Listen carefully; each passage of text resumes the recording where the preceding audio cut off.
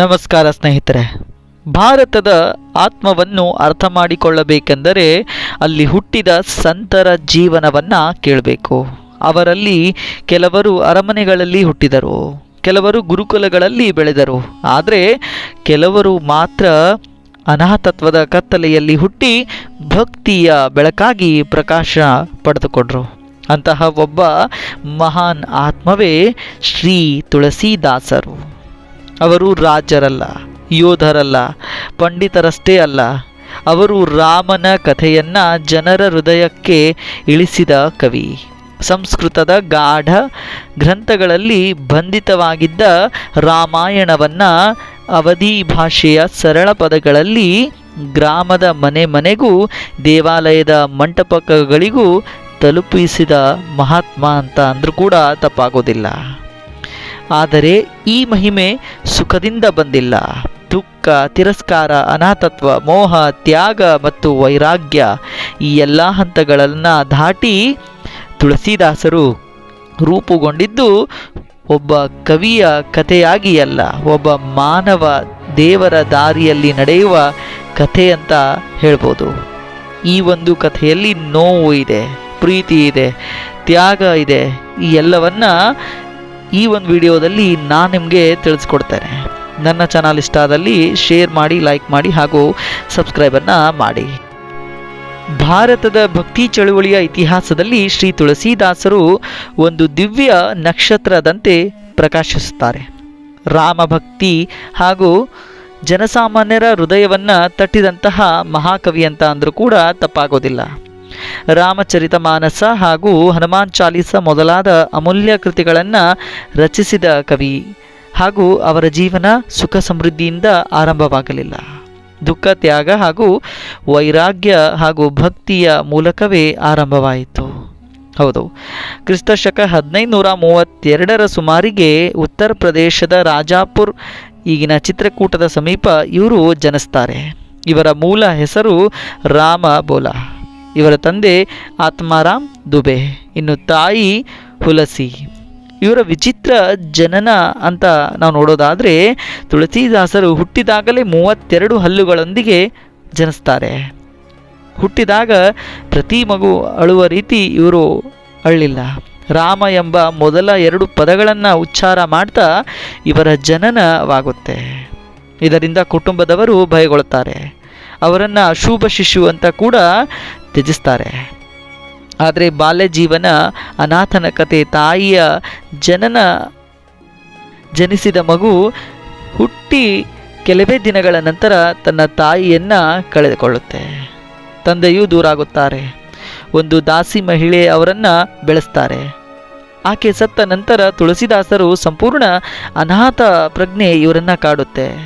ಅರಣ್ಯ ದೇವಾಲಯಗಳಲ್ಲಿ ಭಿಕ್ಷೆ ಬೇಡುತ್ತಾ ಬಾಲ್ಯವನ್ನು ಕಳೀತಾರೆ. ಹಾಗೂ ಇವರ ಗುರು ಹಾಗೂ ವಿದ್ಯಾಭ್ಯಾಸ ನೋಡೋದಾದರೆ ನಾರದ ಮುನಿಯ ಅವತಾರವೆಂದು ನಂಬಲಾಗುವ ಸಂತ ಶ್ರೀ ನರಹರಿದಾಸರು ಅವರಿಂದ ರಾಮಭಕ್ತಿ, ವೇದ, ಪುರಾಣ ಹಾಗೂ ಸಂಸ್ಕೃತ ಶಾಸ್ತ್ರ ಎಲ್ಲವನ್ನ ಕಲಿತಾರೆ. ಇನ್ನು ವೈವಾಹಿಕ ಜೀವನವೂ ಕೂಡ ಅಷ್ಟೇ ತಿರುವು ತಂದ ಘಟನೆ ಆಯಿತು. ತುಳಸಿದಾಸರು ರತ್ನಾವಳಿ ಎಂಬ ಯುವತಿಯನ್ನು ವಿವಾಹವಾಗ್ತಾರೆ. ಅವರ ಪತ್ನಿ ಮೇಲಿನ ಅತಿಯಾದ ಮೋಹದಿಂದ ಒಮ್ಮೆ ರಾತ್ರಿಯಲ್ಲಿ ನದಿ ದಾಟಿ ಅವಳನ್ನು ಭೇಟಿಯಾಗಲು ಹೋಗ್ತಾರೆ. ಅದನ್ನು ಕಂಡ ರತ್ನಾವಳಿ ಹೇಳಿದ ಮಾತು, ನೀನಲ್ಲಿ ಇರುವಷ್ಟು ಪ್ರೀತಿ ರಾಮನಲ್ಲಿ ಇದ್ದರೆ ನೀನು ಮುಕ್ತನಾಗ್ತಿದ್ದೆ ಅಂತ ಹೇಳ್ತಾಳೆ. ಈ ಒಂದು ವಾಕ್ಯ ತುಳಸಿದಾಸರ ಜೀವನವನ್ನು ಸಂಪೂರ್ಣ ಬದಲಾವಣೆ ಮಾಡುತ್ತೆ. ವೈರಾಗ್ಯ ಮತ್ತು ಸನ್ಯಾಸತ್ವದ ಮಾರ್ಗದೆಡೆಗೆ ತುಳಸಿದಾಸರನ್ನು ಕರೆದುಕೊಂಡು ಹೋಗುತ್ತೆ. ಇತ್ತ ಗೃಹಸ್ಥ ಜೀವನ ಎಲ್ಲವನ್ನ ನೋಡಿದಂತಹ ತುಳಸಿದಾಸರು ಅದನ್ನು ತ್ಯಜಿಸೋಕೆ ಮುಂದಾಗ್ತಾರೆ. ರಾಮನ ಭಕ್ತಿಯಲ್ಲಿ ಲೀನವಾಗ್ತಾರೆ. ವೈರಾಗ್ಯದ ಜೀವನದಲ್ಲಿ ಇವರು ಆರಂಭದ ಮೊದಲ ಹೆಜ್ಜೆಯನ್ನು ಇಡ್ತಾರೆ.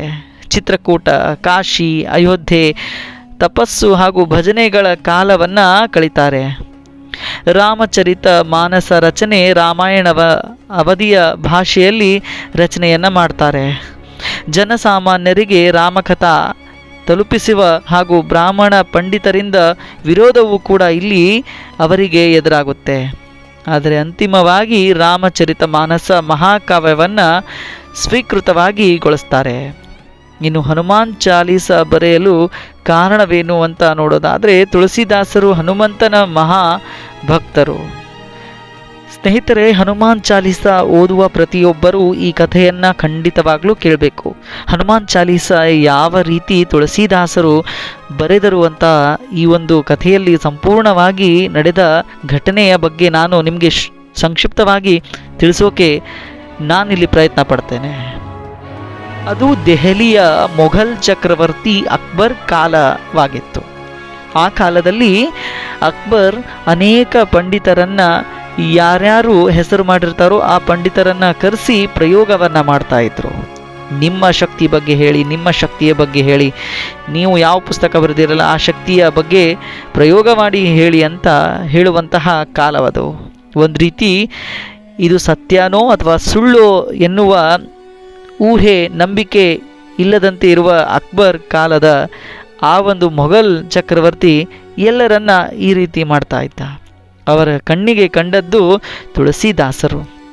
ಹೌದು, ತುಳಸಿದಾಸರ ಬಗ್ಗೆ ಆ ಒಂದು ಕಾಲದಲ್ಲಿ ಹೆಚ್ಚು ಪ್ರಚಲಿತವಾಗಿತ್ತು. ತುಳಸಿದಾಸರನ್ನು ಬಂಧಿಸಲು ಅಕ್ಬರ್ ತನ್ನ ಸೈನಿಕರಿಗೆ ಕಳಿಸ್ತಾನೆ. ಅದೇ ರೀತಿ ಅಕ್ಬರ್ನ ಸೈನಿಕರು ತುಳಸಿದಾಸರನ್ನು ಬಂಧಿಸಿ ಕರೆದುಕೊಂಡು ಬರ್ತಾರೆ. ಅವರು ರಾಮನ ಶರಣಾಗೋದ್ರಿಂದ ಅಕ್ಬರ್ ಹೇಳ್ತಾನೆ, ನಿನ್ನ ರಾಮನನ್ನು ಕರೆಸು, ನಿನ್ನ ರಾಮ ನಿನ್ನನ್ನು ರಕ್ಷಣೆ ಮಾಡ್ತಾನ ಇಲ್ಲ ಅಂತ ಹೇಳಿದಾಗ 16ನೇ ಶತಮಾನ ಮೊಘಲ್ ದೊರೆ ಅಕ್ಬರ್ ಆಳ್ವಿಕೆ ಕಾಲದಲ್ಲಿ ಈ ರೀತಿ ಕೇಳಿದಾಗ ಆಗ ತುಳಸಿದಾಸರು ಒಂದು ಮಾತನ್ನು ಹೇಳ್ತಾರೆ, ನಾನು ಒಬ್ಬ ಸಾಮಾನ್ಯ ಮನುಷ್ಯ ಮತ್ತು ಶ್ರೀರಾಮನ ಭಕ್ತಿ ಮಾತ್ರ ನನಗಿದೆ. ನಾನು ಯಾವುದೇ ಪವಾಡಗಳನ್ನು ಮಾಡಲಾರೆ. ಶ್ರೀರಾಮನ ದರ್ಶನವು ಕೆಲವು ಭಕ್ತಿಯಿಂದ ಮಾತ್ರ ಸಾಧ್ಯ, ಪ್ರದರ್ಶನದಿಂದಲ್ಲ ಅಂತ ಹೇಳಿದಾಗ ಇತ್ತ ತುಳಸಿದಾಸರ ಉತ್ತರದಿಂದ ಅತೃಪ್ತನಾದ ಅಕ್ಬರ್ ಅವರನ್ನು ಫತೇಪುರ್ ಸಿಕ್ರಿಯ ಜೈಲಿನಲ್ಲಿ ಬಂಧಿಸಲು ಆದೇಶವನ್ನು ಮಾಡ್ತಾನೆ. ಹನುಮಾನ್ ಚಾಲೀಸ ರಚನೆಯಾದದ್ದು ಈ ಫತೇಪುರ್ ಸಿಕ್ರಿಯ ಜೈಲಿನಲ್ಲಿ. ಹೌದು, ಜೈಲಿನಲ್ಲಿ ಬಂದಿಯಾದಾಗ ತುಳಸಿದಾಸರು ಸಂಕಷ್ಟದಿಂದ ಪಾರಾಗಲು ಭಗವಾನ್ ಸಹಾಯವನ್ನು ಹನುಮಂತನ ಕುರಿತು ಪ್ರಾರ್ಥನೆ ಮಾಡ್ತಾರೆ. ಅಲ್ಲಿ ಅವರು 40 ದಿನಗಳ ಕಾಲ ನಿರಂತರ ಹನುಮಂತನ ಗುಣಗಾನ ಮಾಡ್ತಾ 40 ಸಾಲು ಚೌಪಾಯಿಗಳನ್ನು, ಶ್ಲೋಕಗಳನ್ನು, ಸ್ತೋತ್ರಗಳನ್ನು ಬರೀತಾರೆ. ಅದೇ ನಾವು ಇಂದು ಓದುವಂತಹ ಹನುಮಾನ್ ಚಾಲೀಸ ಅಂತ ಹೇಳ್ಬೋದು. ಈ ಪವಾಡ ನಡೆದ ನಂತರ ತುಳಸಿದಾಸರು ಹನುಮಾನ್ ಚಾಲೀಸವನ್ನು ಪೂರ್ಣಗೊಳಿಸಿದ ತಕ್ಷಣ ಸಾವಿರಾರು ಮಂಗಗಳು ಸೈನ್ಯವು ಅಕ್ಬರ್ನ ಅರಮನೆಯ ಮತ್ತು ಫತೇಪುರ್ ಸಿಕ್ರಿಯ ಈ ಒಂದು ಜೈಲಿನ ಮೇಲೆ ದಾಳಿಯನ್ನು ಮಾಡ್ತವೆ. ಮಂಗಗಳ ನಗರದಲ್ಲಿ ಎಲ್ಲೆಂದರಲ್ಲಿ ಗೊಂದಲ ಸೃಷ್ಟಿಯಾಗುತ್ತೆ ಮತ್ತು ಸೈನಿಕರಿಗೆ ಅವುಗಳನ್ನು ನಿಯಂತ್ರಣ ಮಾಡಲು ಕೂಡ ಸಾಧ್ಯವಾಗೋದಿಲ್ಲ. ಕೊನೆಗೆ ಅಕ್ಬರ್ನಿಗೆ ತನ್ನ ತಪ್ಪಿನ ಅರಿವಾಯಿತು. ಇದು ತುಳಸಿದಾಸರ ಅವಮಾನದಿಂದ ಆದಂತಹ ಕಾರಣದಿಂದ ಈ ರೀತಿ ತೊಂದರೆ ಆಗಿದೆ ಅಂತ ಗೊತ್ತಾಯಿತು. ಕೂಡಲೇ ಅವರನ್ನು ಕರೆಸಿ ಬಿಡುಗಡೆ ಮಾಡುತ್ತಾರೆ. ತುಳಸಿದಾಸರು ಬಿಡುಗಡೆಯಾದ ಕೂಡಲೇ ಮಂಗಗಳು ಸೈನ್ಯವು ಅಲ್ಲಿಂದ ಹೊರಟು ಹೋಗ್ತವೆ. ಒಮ್ಮಿಂದೊಮ್ಮೆ ಅವು ಅದೃಶ್ಯವಾಗ್ತವೆ. ಒಟ್ಟಿನಲ್ಲಿ ತುಳಸಿದಾಸರು ತಮ್ಮ ಭಕ್ತಿಯನ್ನು ಸಾಬೀತುಪಡಿಸುವಲ್ಲಿ ಯಾವುದೇ ಸ್ವಾರ್ಥಕ್ಕಾಗಿ ಇದನ್ನು ಬರೆಯಲಿಲ್ಲ. ಬದಲಿಗೆ ಸಂಕಷ್ಟದ ಸಮಯದಲ್ಲಿ ಭಗವಂತನ ರಕ್ಷಣೆಯನ್ನು ಕೋರಿ ಈ ಒಂದು ಅದ್ಭುತ ಸ್ತೋತ್ರವನ್ನು ಬರೆದರು. ಅಕ್ಬರ್ನ ಸೆರೆಯಿಂದ ಬಿಡುಗಡೆಯಾದ ನಂತರ ತುಳಸಿದಾಸರು ಮೊಘಲರ ರಾಜಧಾನಿ ತೊರೆದು ನೇರವಾಗಿ ವಾರಣಾಸಿ, ಕಾಶಿ ಹಾಗೂ ಅವರ ಮುಂದಿನ ಪಯಣದ ಕುರಿತು ಪ್ರಮುಖ ವಿವರಗಳು ನೋಡೋದಾದರೆ, ಕಾಶಿ ಗಂಗಾ ನದಿ ದಡದಲ್ಲಿ ಬಂದು ನೆಲೆಸ್ತಾರೆ ಮತ್ತು ವಾರಣಾಸಿಯ ಅಸ್ಸಿಘಾಟ್ ತುಳಸಿದಾಸರಿಗೆ ಅತ್ಯಂತ ಪ್ರಿಯವಾದ ಸ್ಥಳವಾಗಿತ್ತು. ಅವರು ಅಲ್ಲಿಯೇ ಒಂದು ಸಣ್ಣ ಗುಡಿಸಲಿನಲ್ಲಿ ವಾಸವಾಗಿರುತ್ತಾರೆ. ತಮ್ಮ ಅಂತಿಮ ದಿನಗಳು ಕೂಡ ಅದೇ ರೀತಿಯಾಗಿದ್ವು. ತುಳಸಿದಾಸರು ತಮ್ಮ ಜೀವನದ ಕೊನೆಯ ಕ್ಷಣಗಳನ್ನು ಶ್ರೀರಾಮನ ನಾಮಸ್ಮರಣೆಯಲ್ಲೇ ತೊಡಗಿಸ್ತಾರೆ. ದಂತಕಥೆಯ ಪ್ರಕಾರ ಕ್ರಿಸ್ತಶಕ 1623 ಶ್ರಾವಣ ಮಾಸದ ಸಪ್ತಮಿಯಂದು ವಾರಣಾಸಿಯ ಅಸ್ಸಿಘಾಟ್ನಲ್ಲಿಯೇ ಅವರು ತಮ್ಮ ಈ ಲೋಕವನ್ನು ತ್ಯಜಿಸಿ ದೈವಿಕರಾಗ್ತಾರೆ ಅಂತ ಹೇಳ್ಬೋದು. ಸ್ನೇಹಿತರೆ, ಒಟ್ಟಿನಲ್ಲಿ ವಾರಣಾಸಿಯಲ್ಲಿ ವಿಶ್ರಾಂತಿ ಪಡೆದರೂ ಅವರ ಶಬ್ದಗಳು ಇಂದಿಗೂ ಜೀವಂತವಾಗಿವೆ. ಯಾವಾಗಲೂ ಯಾವುದೋ ಮನೆಯಲ್ಲಿ ರಾಮಚರಿತ ಮಾನಸ ಓದಲಾಗುತ್ತಿದೆ. ಯಾವಾಗಲೂ ಯಾರೋ ಒಬ್ಬರು ಭಯದಿಂದ ಹನುಮಾನ್ ಚಾಲೀಸವನ್ನು ಜಪಿಸುತ್ತಿದ್ದಾರೆ. ಅದೇ ತುಳಸಿದಾಸರ ಒಂದು ದಿವ್ಯ ಶಕ್ತಿ, ನಿಜವಾದ ವಿಜಯ. ಅವರು ನಮಗೆ ಕಲಿಸಿದ ಪಾಠ ಕೂಡ ಸರಳವಾಗಿದೆ. ಭಕ್ತಿ ಇದ್ದರೆ ಭಾಷೆ ಅಡ್ಡಿಯಾಗುವುದಿಲ್ಲ. ಜ್ಞಾನವಿಲ್ಲದವರು ದೇವರನ್ನು ತಲುಪಬಹುದು. ಅನಾಥನಾಗಿದ್ದರೂ ಈ ಲೋಕದ ತಂದಿದ್ದ ಆಧ್ಯಾತ್ಮ ಅಪಾರವಾಗಿರುತ್ತೆ ಮತ್ತು ಅದೇ ಆಸ್ತಿ. ಮೋಹವನ್ನು ತ್ಯಜಿಸಿದಾಗ ಅವರು ಮುಕ್ತಿಯನ್ನು ಪಡಿತಾರೆ. ಮಾನವನ ಪ್ರೀತಿಯನ್ನು ಬಿಟ್ಟು ದೈವಿಕ ಪ್ರೀತಿಯನ್ನು ಹಿಡಿದಾಗ ಅವರು ಅಮರರಾಗುತ್ತಾರೆ. ಇಂದಿನ ಯುಗದಲ್ಲಿ ಅಶಾಂತಿ, ಭಯ, ದೌರ್ಬಲ್ಯ ಹೆಚ್ಚಾಗುತ್ತಿದೆ. ತುಳಸಿದಾಸರ ಜೀವನ ನಮಗೆ ನೆನಪಿಸುತ್ತದೆ. ರಾಮನು ಜಪಿಸಿ ರಾಮನಾಮವೇ ಧೈರ್ಯ, ರಾಮನಾಮವೇ ದಾರಿ ಹಾಗೂ ರಾಮನಾಮವೇ ಮುಕ್ತಿ ಅಂತ ಅವರ ಜೀವನ ನಾವು ಓದಿದಾಗ ತಿಳಿಯುತ್ತೆ. ಇತಿಹಾಸದಲ್ಲಿ ಅವರು ಉಳಿಯಲಿಲ್ಲ, ಆದರೆ ಅದು ಪ್ರತಿದಿನ ಭಕ್ತಿ ಹೃದಯ ಜೀವಿಸುತ್ತದೆ. ಶ್ರೀ ತುಳಸಿದಾಸರ ಜೀವನದ ನಿಜವಾದ ಅರ್ಥ ಇದೇ ಆಗಿದೆ ಅಂತ ಹೇಳ್ಬೋದು. ಈ ಒಂದು ವಿಡಿಯೋದಲ್ಲಿ ಸಂತ ತುಳಸಿದಾಸರ ಬಗ್ಗೆ ನಾನು ಸಂಪೂರ್ಣವಾದ ಮಾಹಿತಿಯನ್ನು ಕೊಟ್ಟಿದ್ದೇನೆ ಅಂತ ಭಾವಿಸ್ತೇನೆ. ಮುಂದಿನ ವಿಡಿಯೋದಲ್ಲಿ ಮತ್ತೆ ಹೊಸ ಮಾಹಿತಿ ಜೊತೆಗೆ ಸಿಗೋಣ. ಧನ್ಯವಾದಗಳು.